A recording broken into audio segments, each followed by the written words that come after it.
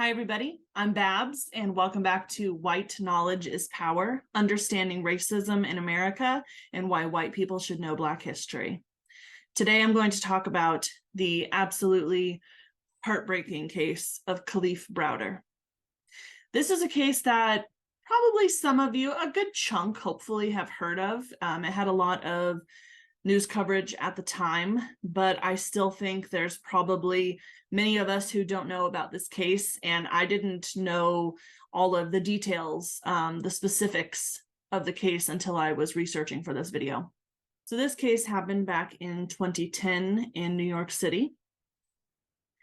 There was a boy who was 16 at the time in 2010 named Kalief Browder, and he was accused of stealing a backpack.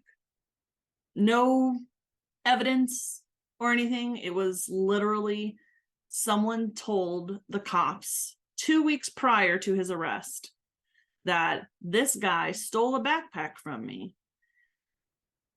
Kalief and his friends were walking home from a party in the Bronx that evening, and the cops pulled him over and said, you were accused of stealing this backpack. We're arresting you. Please note that Kalief was 16. 16. A young boy. At the time in New York, unfortunately, 16-year-olds were automatically tried as adults, which is wild, especially over something like stealing a backpack. And this was also just, this was a suspicion. This was an accusation. Once again, there was no proof that anything ever happened. Someone just said, hey, this guy stole my backpack.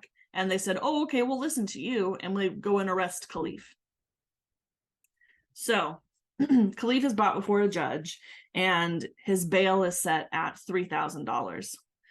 Unfortunately, his family couldn't afford the $3,000 bail, so he was sentenced to Rikers Island. Let me repeat again. He was 16, sent to literally one of the most violent adult prisons in the country, Rikers Island. And that's not even where it's worse. It gets so much worse. Kalief ended up being held at Rikers for 3 years without a trial. 3 years without a trial or conviction. His case was brought before a judge and postponed over 30 times. Where we have a constitutional right to a fair and speedy trial, 3 years based on an accusation, being held as a 16-year-old in Rikers Island. There is video evidence that the police beat him in that prison. He was beat up by other inmates. And not only was he there for 3 years, 2 of those 3 years were spent in solitary confinement. He went into the prison at 16 years old, and 2 of those years were spent completely and utterly alone.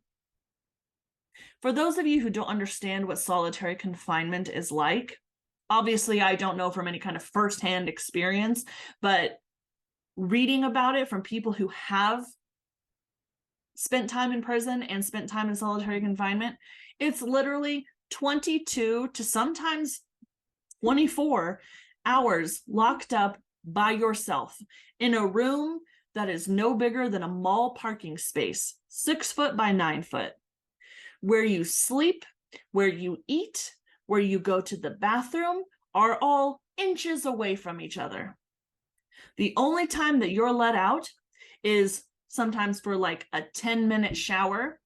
You might get a few minutes of yard time, which is once again not in like the open yard. It's a closed cage of a yard. You just get some fresh air, and then you're back in that hole. He spent over 800 days like that as a teenager. Our brains aren't even fully developed when we're teenagers. Can you imagine the psychological damage it would do to you or your children to be alone with very little human contact, to be treated like an animal stuck in a cage, especially for never have had a trial or a conviction? This was all without any of that. He was never convicted. He was just sitting in jail. What? If that is not a failure of the justice system, I don't know what is. Eventually, his case was dismissed and he got to go home. But after going through that kind of psychological trauma and physical trauma, he was never the same. He developed some mental health issues, or they were exacerbated by his time in solitary confinement. And unfortunately, Kalief ended up committing suicide at his mother's house with an air conditioning cord. And she was the one who had to find him. His mother died a year after that happened. And they say she died of a broken heart. I believe that. Can you imagine watching your child suffer unimaginably like that over nothing? Literally, he did nothing. And he was so messed up by it that he had to take his own life.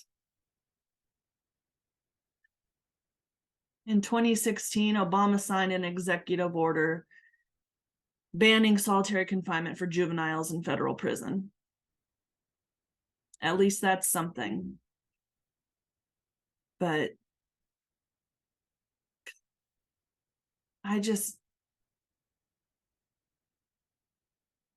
my heart breaks for that family. No justice. No justice of any kind was allotted to that family. And this is one of many stories. The justice system in America is set up against minorities. And that's another video I will get into later on in this channel, how the prison system is built to incarcerate Black men and keep them there. We have to hold our justice system accountable. Kalief's situation never would have happened if he had been white. It's just the truth. And any of you who come and say that that's an opinion or not true, you're lying to yourself. You know that that's the case. If he were white, he would have had a bail set that he could afford. He would have not even been arrested probably to begin with. He might have been brought in for questioning and let go, but he definitely would have been held for 3 years, 2 of those in solitary confinement without any kind of trial. Wake up. This is real. This happened not that long ago. It's important for us to talk about these cases and to understand these cases, because we must put an end to it. Racism, systemic oppression, all of it has to be dismantled, and white people have to be the ones to do it. We're the ones who created it. We have to dismantle it from the inside out. Call it out. I hope you learned something from this video. I hope it makes you think. I hope it makes you start a conversation with your friends. We're all human. We all deserve dignity, respect, and compassion. Thank you for watching. Like, subscribe, share, follow. And please, let's end racism together.